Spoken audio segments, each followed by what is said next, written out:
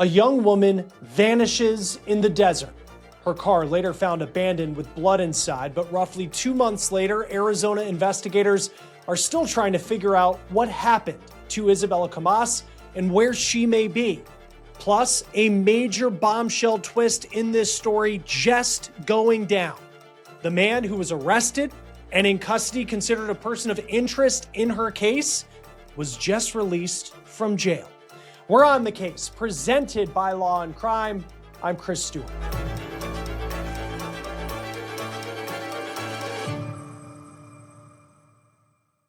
Well, hey guys, real quick. True crime content, I think these cases are really important to talk about, but they're obviously very scary topics. They can be very difficult stories to talk about, and they might get you thinking about yourself, your family, your situation.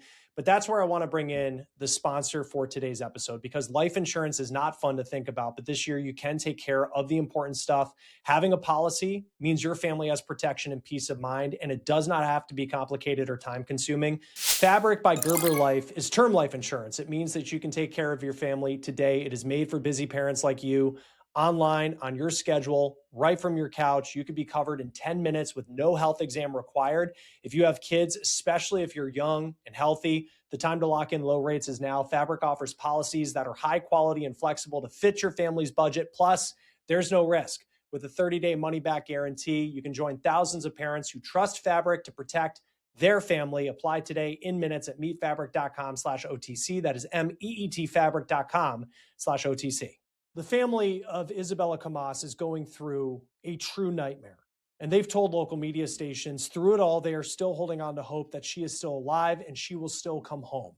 As that part of the story is playing out, there are major questions for the man who was arrested in connection to Isabella's case. This man was in custody for roughly 8 weeks, but he just posted bond and he is no longer in jail. Now, before I get to that part of the story, I want to start from the top in this case, if you haven't been following this story out of the Phoenix area. And it involves the woman you see here, Isabella Comas. This is one of the videos that she had posted to her TikTok account. She's 21 years old, and she has not been seen since January 11th. Now, this is a picture that was put out by police in Avondale, Arizona, which is west of Phoenix. And it's a picture of Isabella Comas at a Quick Trip gas station around 3 o'clock in the afternoon on that day, January 11th. Then the next day, she didn't show up for work, and that's when people knew something may be wrong with Isabella. 2 days later, police found her red Hyundai Sonata in Phoenix, but there was no sign of Isabella, and there were also some major clues that raised concern that she may be in trouble. Police put out what was called a turquoise alert for Isabella. It's for adults who might be in danger, but they don't qualify for something like an amber alert or a silver alert. Now, what police found inside of her car, that made this case so much more concerning. Police say inside the vehicle, there was a large amount of blood, and that blood reportedly matched Comas. Now, the passenger seat to the car, that was also missing from the vehicle, and it is still missing to this day. We'll talk about some of the other items found inside the vehicle that could be major clues down the line in just a moment. Now, police were able to use surveillance video to track down at least where the vehicle was for a period of time after Comas went missing. On January 12th, that's the day that she did not show up for work, that car was seen at a gas station in Globe, Arizona. And that is a far way, if you know Maricopa County and the Phoenix area, from where she was last seen. She was last seen in Avondale, Arizona, far west of Phoenix. Globe, Arizona, where it was seen at a gas station, that is far east of Phoenix. Now, this is the man who authorities say was driving that car a day after Isabella was last seen. Tommy Rodriguez. He's 39 years old, and police say he was romantically involved with Isabella, but her family has pushed back on their relationship being anything serious. Isabella's mom told KTV in Phoenix that Rodriguez was more of an alleged stalker than a boyfriend. The two of them only knew each other for a couple of months, according to court documents. ABC 15 in Phoenix looked over the documents, and they say that the couple allegedly had a fight a day before Comas was last seen at that gas station on the surveillance video. All right, let's talk about Rodriguez and what we know about him, because it is also very concerning considering his role as a person of interest at this point in Comas's disappearance. Because this is a man who has a violent past. Local media has reported that in 2002, Rodriguez was just 15 years old when he reportedly shot and killed a nursing student in Phoenix. He pleaded guilty to second-degree murder, and he served more than a dozen years in prison. But then, when he got out of prison, his trouble with the law continued. In 2020, Rodriguez was on parole, and he was arrested on charges of aggravated assault with a deadly weapon for what he allegedly did to an ex-girlfriend. 12 News in Phoenix has the documents, and this is what they say went down in that case. Rodriguez tried to block with his car his girlfriend and her children from leaving a house. And as that was going on, the woman's ex-boyfriend showed up, saw Rodriguez fighting with her, and he allegedly tried to get in the way. And that's when Rodriguez goes to his car, gets a machete and a hammer, and starts walking towards the boyfriend. Now, after all of this plays out, very scary situation, the girlfriend reportedly did not want to press charges, quote, because she was afraid for her family. She told police that the defendant had been released from prison for murder, was jealous, and was like a stalker, end quote. Now, that case is unrelated to the one he is considered a person of interest in, involving Isabella Comas. But when you hear that line, the fear that he had struck into a woman that he was dating in 2020, you certainly think about it with the details of this case and the questions that are unanswered at this point. In the case of Isabella, Tommy Rodriguez was arrested on charges that he stole and damaged her vehicle, but nothing else at this point as the search for Isabella Comas continues.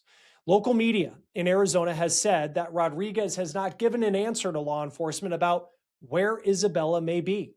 ABC 15 says the court documents allege that investigators also found in her vehicle trash bags, gas canisters, and a tarp. And the trunk lining of the vehicle is also gone. Now, another part of this story I want to talk about, and you know in many of these missing persons cases that cell phones, electronic devices, they can play a big role in tracking someone down.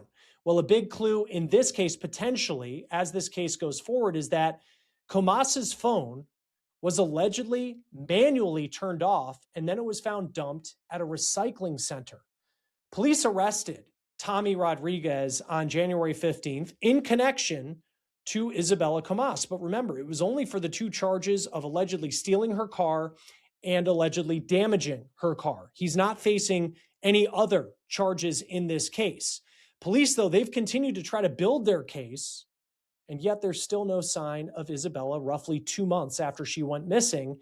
And now they're going to have to continue building this case with Rodriguez no longer in custody. He was being held on two $25,000 bonds. And one of the bonds was reportedly related to not following his probation requirements related to the 2020 assault case. So he's able to post that bond now, and he's out. He is on a GPS monitor. Now, this is the statement that the Office of the Public Defender released to ABC 15 in the wake of Tommy Rodriguez posting bond, saying, quote, "At this time, we can confirm that Mr. Rodriguez is no longer in custody. We ask that his privacy and the privacy of his family be respected during this time. This case remains in its early stages, and it is important that the legal process be allowed to proceed before conclusions are drawn. Mr. Rodriguez continues to be represented by counsel, and any questions regarding this matter should be directed to his attorneys. Our justice system requires patience, fairness, and respect for the presumption of innocence while the evidence is reviewed and the case moves forward," end quote. And it is important to note that Rodriguez is not considered a suspect at this point, but police in Arizona have labeled him a person of interest in Isabella's case. Now, Isabella's mom did give an interview to KTVK television over the phone, and she said that she believes that Rodriguez was pursuing her daughter, but she says the two were not dating. Quote, "We spoke to some of her friends, and they all shared concern for her when it came to Tommy. She would be hanging out with girlfriends or friends from school, and he would show up unexpectedly, causing a scene. He was very jealous," end quote. That is what Isabella's mom told the television station in her interview. Now, Isabella is someone who her family says loved them very much. She loved animals, she loved fashion, and her mom says that she continues to pray that her daughter is still alive. Anyone with information on where Isabella Comas may be and what happened to her, they are urged to call Avondale Police in Arizona at 623-333-7000 or 480-WITNESS. Isabella is described as standing at 5'3", weighing 110 pounds, with most recently pink hair and brown eyes. Join us now to talk more about this case is Sonny Slaughter, law enforcement instructor. Always great to have you here on Law and Crime. You know, in these types of cases, and Tommy Rodriguez, the person of interest in relation to what happened and whatever happened to Isabella Comas, he was never charged with anything more than the alleged theft of the vehicle and then allegedly damaging the vehicle, and that is it. There's all this other evidence that's out there, but in terms of charges that he was held on, that's it. And he's able to post bond.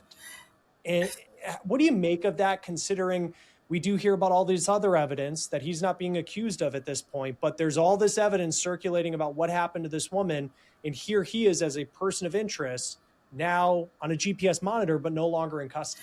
You know, Chris, thank you first for having me. Always good to be with you. Always good to unpack these type of cases with you.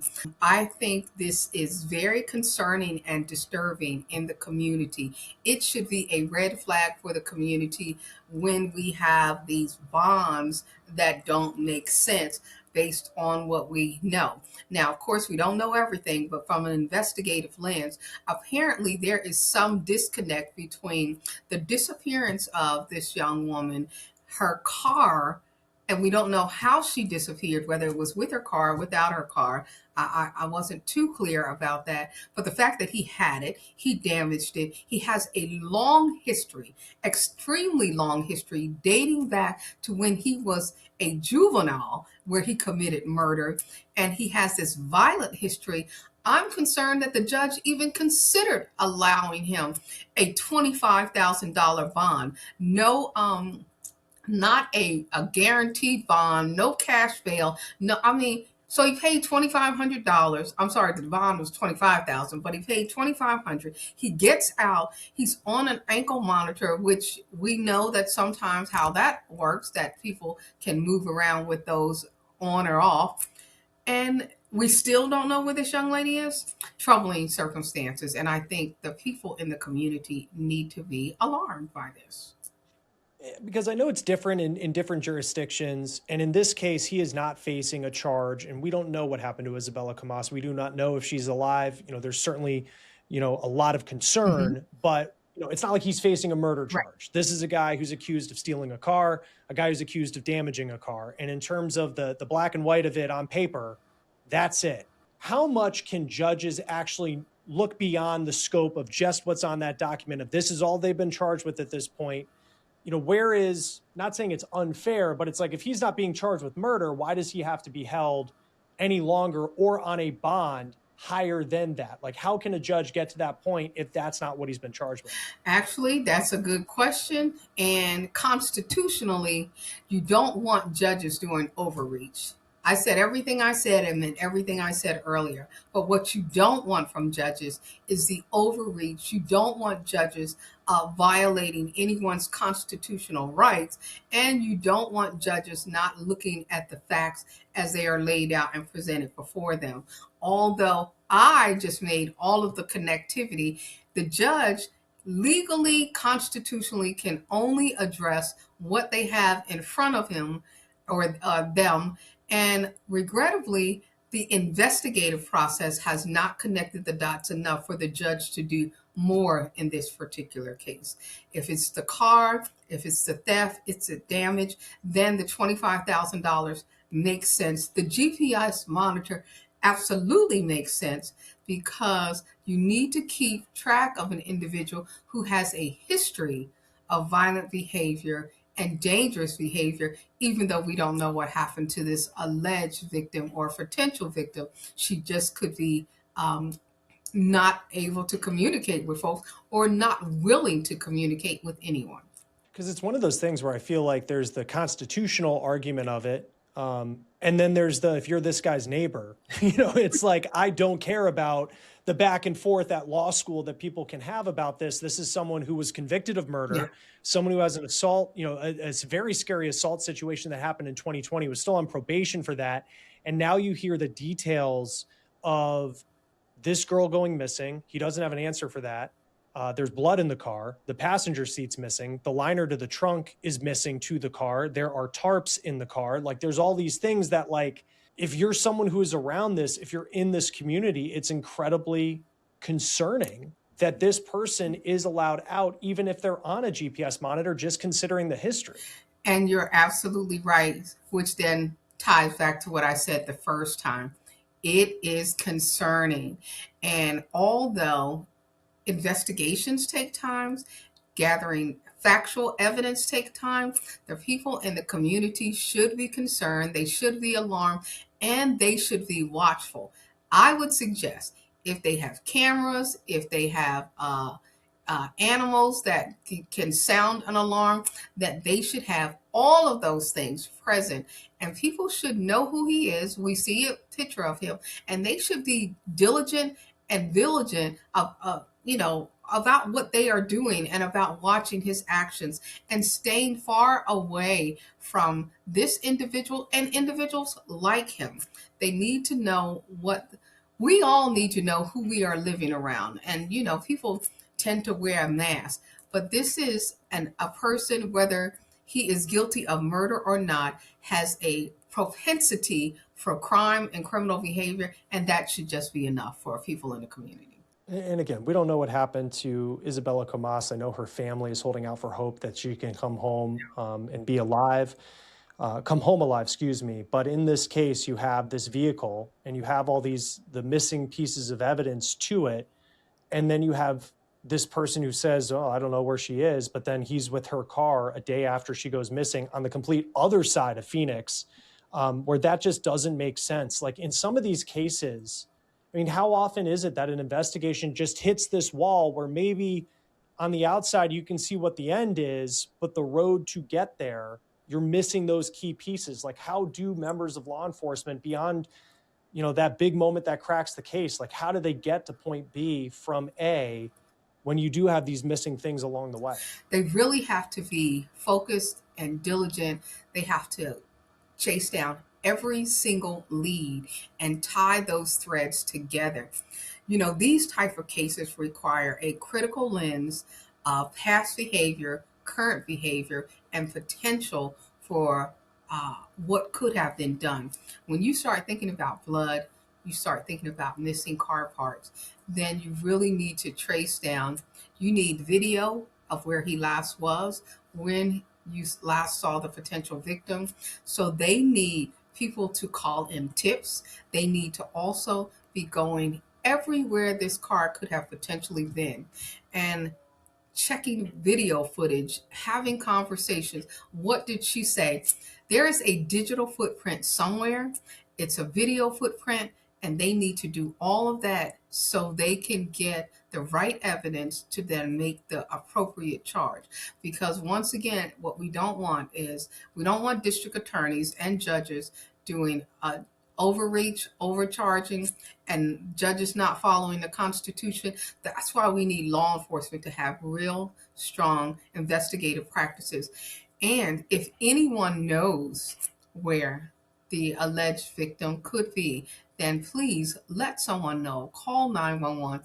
If she is listening, reach out to someone and let them know that you're safe, because otherwise this looks like a situation that has the potential to end very badly. It certainly does. And I found it surprising too that the passenger seat of the vehicle is missing. And there are cases where law enforcement can't find a car, the entire vehicle, but that just seems like such an awkward and large piece of evidence to hide. I mean, what stands out to you just about how that is something? It seems like that's a very, based on the blood that was found in the car, and that's a very critical piece of evidence, but also a very awkward thing to try and hide. So I agree. Now, I used to race cars back in the day. So taking the car seat out means that I'm thinking one of two places: the desert somewhere that you've tossed it, or you need to start checking junkyards, which means they need to, that's what law enforcement needs to be doing. They need to be checking junkyards. They need to be checking dump sites. They need to be checking in desert areas. Check the black box on the car. Where has the car been? How long has the car been gone? He was driving the car. Did she allow him to drive the car previous to this? The fact that he had her car and we don't know where she is, that is alarming, concerning. Because is she someone that would just allow him to take her car and be gone and she has no way to get around herself? Doesn't make sense. But a car seat out of the car, if you're not racing, I mean, because that was one of the things that we would do in drag racing, because you want to release the weight of the car. You want to have the lightest car possible when you're doing, and it used to be illegal drag racing, but when you're racing down a quarter mile, you don't want to have all of that. And a car seat is actually heavy. So we take the car seat out of the car. You'd also take sometimes the back seat and whatever else you can out of the car to make it lighter weight so it can go down. He's not racing a car. I said all of that, and we already know he's not racing a car. So what he is doing is trying to conceal evidence, and I believe, of a crime. Something went wrong. Something absolutely, it definitely appears that way, especially with her blood found on the car, to the point that law enforcement said something along the lines that it appears that she may have suffered an injury that she would not be able to recover from, which is very, very disturbing kind of line from law enforcement. You can see as they're starting to build this case. Now that he's out and he was considered a person of interest, and there could be a grand explanation on his end for it. We'll just wait and see. But I guess how much surveillance can law enforcement do at this point where he's out, he's on a GPS monitor, but seeing if maybe he revisits any places potentially that could be linked to this case? They should have some surveillance on it now, but they also have to be careful not to over surveil him too, because then that can get into violating his rights, except for the fact that he does have some other charges. Then they do have a right to, one, stop him, ask him questions. He did violate some court orders and he has a history, so they can stop, they can question. He was incarcerated before. If he still has any probation on him, they can still do that. But following him and trying to identify where he was previously, all of those things are really important. They should be doing all of that. And the GPS folks that are monitoring him, they really need to be focused, because sometimes people on GPS are not monitored in the way that they should be. They can take monitors off. They're supposed to check in. They're supposed to be in a certain spot at a certain time, and they need to keep track of all of that with him. So if we find this young lady that, in one form or fashion, whether she's alive or not alive, they can trace back to all of his steps when he had the monitor on and any place they may have been together. And, I just look at his history as well. And there's absolutely people who can recover after making mistakes when they're young. But when you murder someone when you're 15 years old, and this was back in 2002, and he just served 12 years in prison for that, roughly. And then you have this other incident in 2020. That's an assault case, domestic violence as well. Seems like already leading into this incident where he is considered this person of interest, that there's just a pattern here. And I think for a lot of people on the outside that would look at something like this, and it's like, it seems like he was being let to at least have the 2002 incident where you're convicted of murder, and then you have the opportunity to even be in a situation like a 2020, like here's another incident again that he's involved. And it's like, how is this guy not locked up for a longer period of time? And I agree. I agree with all of that. And all of the questions really make you think about, what is our judicial system really doing with mass incarceration? And we want offenders to go to prison and become reformed, but sometimes they are not. The pattern of behavior is really a predictive factor in how they will act later. And this is what we are seeing with this individual, that his pattern of behavior, he has a propensity for violence that is greater than his propensity not to offend or harm anyone, which makes him a threat. So what do we do with people who are threatening and people who are violent, people who have this type of history, besides monitoring, they should either be incarcerated longer, but you can't over incarcerate someone because once they serve their time, they serve their time.